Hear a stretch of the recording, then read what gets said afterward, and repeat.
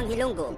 So yun, welcome back ulit po sa ating YouTube channel mga kababayan. Gusto ko lang mag-reaction video dito sa sinabi ho ni Hitad ba o ni Maharlika mga kababayan, no? Ewan ko bakit ang dami pa rin naluloko ni Maharlika mga kababayan, ano? Marami pa rin siyang nauuto ng mga Pilipino. Lalo-lalo na sa mga DDS, mga kababayan. Alam nyo mga kababayan ewan ko kung saan sa kumukuha ng impormasyon niya na binabato sa gobyerno ngayon. Na wala naman siya pinapakitang ebidensya. At ilang bisis na ba siya nagsabi na sa kanya din galing ata yun mga kababayan. Yung sinasabi niya nagdodroga si BBM, yung pidialik ni PBBM, parang sa kanya din yun galing mga kababayan. Pero wala siyang napatunayan ni isa. Mga kababayan. Totoo yung sinabi ni Erwin Tulfo, mga kababayan. So si Erwin Tulfo kasi mga kababayan tumatakbo bilang senador under PBBM admin mga kababayan. So sinisiraan nila ngayon si Erwin Tulfo kasi malakas. No? Number 1 si Erwin Tulfo sa survey mga kababayan.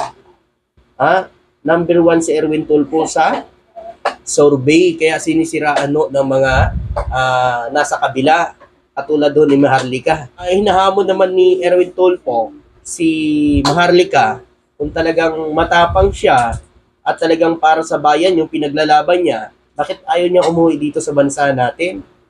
Bakit ayaw niyang kasuhan yung mga sinasabihan niyang bangad at adik at korupsyon? Bakit hindi niya kasuhan? Para sa taong bayan naman yung pinaglalaban niya, di ba? At saka sa mga kababayan natin na nauutuho ni Maharlika, ilang bisis niya na bang sinabi na meron siyang video, meron siyang ilalabas na video kay BBM. So maraming bisis siya na sinabi. Kung totoo talaga yan siya sa kanyang mga sinasabi, isang bisis lang ho mga kababayan, maniniwala ka na. Pero kung may pangalawa, pangatlo, pang-apat, aba, niluloko na ho kayo niyan. Ginagawa na ho kayong tanga niyan. Kaya nga itong masabi ko sa mga kababayan, bakit naluloko pa kayo na yung Maharlika?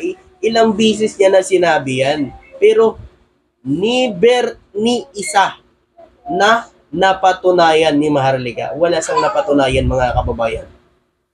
Bakit? Dahil wala. Gawa-gawa ang kanyang aligasyon at ang kanyang paninira. Ako sinasakyan naman ng mga didinis. O ngayon, pag sinakyan nyo yan, kasama kayo dyan. So, kayo na nasa Pilipinas ngayon, kayo ang mayayari ngayon. Kayo ang makakasuhan. Pero yan si Maharlika, nasa ibang bansa, ayaw nga umuwi dito Kasi kung umuwi siya rito, tambak ang kaso niya. Ang dami niyang kaso, mga kababayan. Baka yung kinita niya sa vlog, sakto lang doon ni bayad. Ito kasi sinabi niya mga kababayan.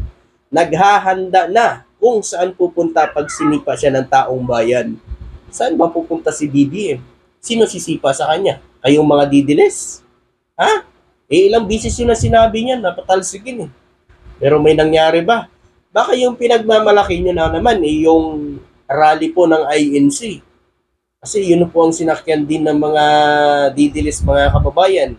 Sinasabi nila na ito ata, nitong January na, hanggang January na lang daw si PBBM mga kababayan. Hanggang January na lang daw. Susugurin na daw nila ata sa Malacanang. Patatalsikin na. So, ang namin nila mga kababayan, itong rally po ng INC, sasabayan ho nila mga kababayan. Rally po ng Iglesia ni Cristo. Nagsalita na nga. Ito, paparinig ko sa iyo Maharlika, pakinggan mo to.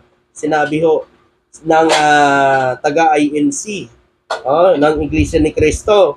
Sa mga details, pakinggan nyo rin ito para matauhan kayo. Pahiya kayo tuloy. Yan kasi, ang galing-galing nyo gumawa ng kwento, pati yung INC, dinadamay nyo sa kalokohan nyo. So ito, pakinggan nyo. Gusto nyo mag-rally, diba? Ang layo rin nyo. Huwag nyo po ito sasama dito. At huwag kayo sasama. Siguro sa ibang araw ho kayo. Narinig nyo, mga didiles? Huwag ho daw kayo sumabay sa kanila. Grabe naman. Huwag kayo sumabay sa kanila, sa ibang araw kayo. Ba't kayo sasabay sa Iglesia ni Cristo? Baka ito yung namin ng mga didilis mga kababayan na patatalsikin na nila si BBM. Katulad ng sinabi ni Marlica. O narinig nyo? Gumawa kayo ng sarili nyong rally. At dinadama nyo daw ang INC. Ako. Ito, pakinggan pa natin. Kaya, di ba? yung mga ipinopost mo sa social media, na sabi mo, itong mga gagawin mo sa rally mo, Yan. ayan na, supportado na tayo ng grupong malaki. Oo. Tapos ito, agenda mo, hindi ko kami kasama niyan. Hindi eh. Iba ho yan. Oo. Oo. Mag-schedule kayo ng ibang rally ninyo. Oo, doon kayo sa, Oo. Sapagkat ibang- ito pong rally ito, inulit namin ha. Oo. Tandaan niyo po, National Rally for Peace. Ano? Narinig nyo? National Rally for Peace po. Ha? Mga kababayan. Yung sinasabi nyo na para suporta sa amo nyo. Ha? Kaya pala kayo nagbabanta na naman ha? Na fake news nyo na naman yung mga supporters nyo. Paano ba yan mga supporters? Ilang bisis na kayo na fake news yan ng mga sinusuportahan nyo. Ha? Hindi pa ba kayo nahahalata? Ginagawa na lang kayong anga-anga? Ginagawa na lang kayong tanga? Oy, sa mga supporters dyan, mag-isip naman kayo. Ginagawa na lang ho kayong tanga niyan. Pinapaasa kayo. Pati ba naman yung INC, papasukin ninyo. INC yan eh. Sasabayan ninyo yung rally ng INC. Grabe naman kayo. Para lang dumami kayo. Konti na lang ba kayo? Konti na lang ba? Grabe naman kasi. Paano kasi? Kayo din naman kasi sumisira sa sarili nyo. Paano kasi? Paninira kami paninira. Laman ng bunga ngayon lagi. Pagmumura, hangag, adik, diba? Wala naman kayong napatunayan. Sino pa kayo susuporta sa inyo yan? Diba? Kayo na lang. Pakinggan nyo to.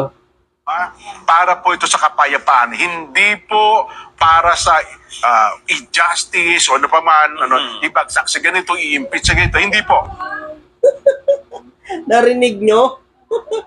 Para sa kapayapaan, hindi ho para ibagsak si ganito, hindi ho para i-impeach si ganito, hindi po para sa kung ano-ano ang iniisip ng mga didilis o para pababain si PBBM. Narinig nyo naman, di ba? Sana magbago na kayo. Gumawa kayo ng sarili yung rally. Ba't kayo sasali sa rally ng INC? Yun pa naman pinagyayabang ng vlogger yun, lalo na si Rosalinda. Yabang-yabang pa siya magsalita. Ano na ngayon? Sabi ni Rosalinda. Nalalapit na ngayon. Ang pagwawakas nyo, sabi ni Rosalinda. Ano ngayon, Rosalinda? May amor ka ngayon. Pagka kasi puro fake news, pati ba naman ng INC gagamitin nyo para lang sa kalukuhan nyo? Pati INC ngayon, dinadama nyo. Ano ngayon? Pahiya kayo, no? Hindi lang ho, kayo ang napahiya, pati amo nyo, no? Kasi puro fake news kayo eh. So ito naman po mga kababayan, meron na naman post po. Kilala nyo ba yan? Iwan ko, sino pangalan niya? Nakalimutan ko yan mga kababayan eh. Pero mga tao, di ba kalimutan yan? Yung mama nata sa yan eh. Sa pubo yan. Mga kababayan, kaya tumakas eh. Yan, basahin natin. Bakit hindi natin naririnig si BP Leni sa issue, sa impeachment laban kay BP Sara? Ito ang nababalitaan ko. Paano kasi mga kababayan, nananahimik na yan si Leni, ayaw niya na masangkot sa issue na yan. Hindi porkit nananahimik ko si BP Leni Robredo, ay mabait na po siya at pinatawad niya na ho ang ginawa ni Duterte noon sa kanya. Nanahimik si Leni, mga kababayan, dahil wala na sa gobyerno. Ayaw ni Leni na mangialam kasi nakikita naman ng taong bayan kung ano ho ang ginagawa ng BP. At si Leni Robredo, mga kababayan, marunong ho yan tumingin ng tama at mali. Kayo kasi, akala nyo kayo lagi ang tama eh. Dinadama nyo pa ngayon si Leni Robredo sa kalukuhan nyo. Bakit? Humihingi kayo ng saklolo kay Lini Robredo. Kaya ba pumunta doon yung BP nyo para humingi ng saklolo kay Lini Robredo? Aba, hindi ho kayo tutulungan noon.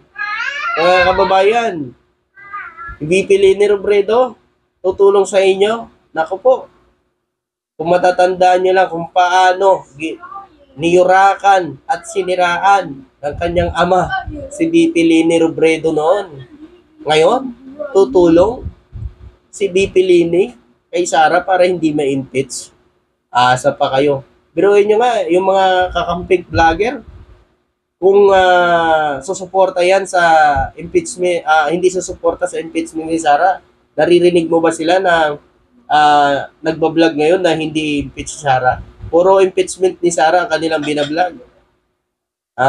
Yung mga kakamping. At hindi lang yan. This January 18 po, nagsanib puwersa kakamping vloggers at mga BBM vloggers at hindi lang yan mga kababayan. Kasama din ang mga kakamping na supporters at mga BBM supporters loyalista sa January 18 sa EDSA. Mga kababayan, tingnan nyo yan. Yan. Mahigit 73 plus na vlogger. Vlogger lang yan mga kababayan. Kaya sa mga viewers natin, kung kayo po ay free time kayo sa January 18, welcome po kayo doon. Magdala lang po tayo ng sarili nating tubig, sariling pagkain, kasi po, yun po ay voluntary tayong mananawagan at susuporta sa impeachment ni Vice President Sara Duterte. Mga kababayan. Kaya sa mga kababayan natin, magdala po ng tubig at pagkain po, mga kababayan. Ito pa pala mga kababayan, may idagdag lang din ako sa inyo. Ayan, nakikita nyo ba yan? Pagtutulak ng droga sa messaging apps, itinago sa bintahan ng bato at buhangin. Grabe. Napanood ko ito sa balita din sa GMA mga kababayan. Tingnan nyo yan. Tinatago pa nila mga kababayan. Bali, pinapalabas nila, sila po ay nagbibenta ng buhangin at semento at mga bato. Yung mga bato mga kababayan, yung ginagawang semento, hindi yung bato na pero totoo talagang may bato. Ayan, nasamsam mga kababayan. So, sa nakikita ko, maganda ang pamamalakad ni BBM. Tahimik po ang war on drugs niya, pero mga kababayan, ang mga kapulisan, talagang nagtatrabaho sila para hulihin ang mga talagang nagbebenta mga kababayan. Hindi lang ang mga user po ang kanilang target. Talaga yung pinaka-target nila yung mga nagbebenta kung saan nanggagaling yung droga. Katulad meron din sa Davao, di ba? Nabalitaan nyo ba yon noong December? Sa Davao po mga kababayan na nasabat sa checkpoint mga kababayan. Malaking droga din yun mga kababayan. So, halos nababalitaan natin mga kababayan ngayon, malaking droga po ang nahuhuli sa panahon ni PBBM at talagang good job po sa atin mga kapulisan dahil ginagawa niya po ang kanilang tungkulin at talagang maayos at malinis na laban kontra droga mga kababayan ng ating mga kapulisan. Kaya good job mga idol. At siyempre saludo sa ating mga kapulisan. Yung mga nagko-komento ng mga didiles. Punta kayo dito sa Davao, napakaganda dito. Maganda ginawa dito ni Duterte. Ang tanong, sa Davao lang ba nagpresidente si Duterte? Sa Davao lang pala siya nagpresidente, hindi pala buong Pilipinas. Kaya pala laging pinagmamalaki yun ng mga didiles. Ang Davao na napakaganda na daw. Paano pala yung ibang mga lugar dito sa Pilipinas? Ibig sabihin, PBBM lang nagkaroon ng presidente na talagang pangkalahatan. Kasi makikita natin, bawat lugar, Iloilo, Mindanao, Visayas, Mindanao, may mga proyekto tayong binanggit at binilag mga kababayan. Talagang may proyekto ang ating Pangulong BBM. Hindi lang kung saan lang siya nakatira, mga kababayan. Kundi buong Pilipinas. Nako, mga didilis, pinahihiya nila naman yung amo niya yan eh. Paano ba naman kasi? Ang pinagyayabang niyo pa, punta kayo dito. Napakaganda dito sa Davao, ginawa ni Duterte. Eh, ibig sabihin yan, eh, dyan lang pala yan si Duterte nag-ano sa inyo, nagpresidente. Hindi dito sa buong Pilipinas. Davao lang.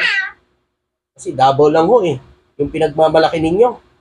Kami ho, buong Pilipinas, pinagmamalaki namin na ginawa ni PBBM ang kanyang trabaho at pinagawa niya ng mga proyekto ang buong Pilipinas. So maraming salamat po at magandang araw po sa inyo lahat. Thank you.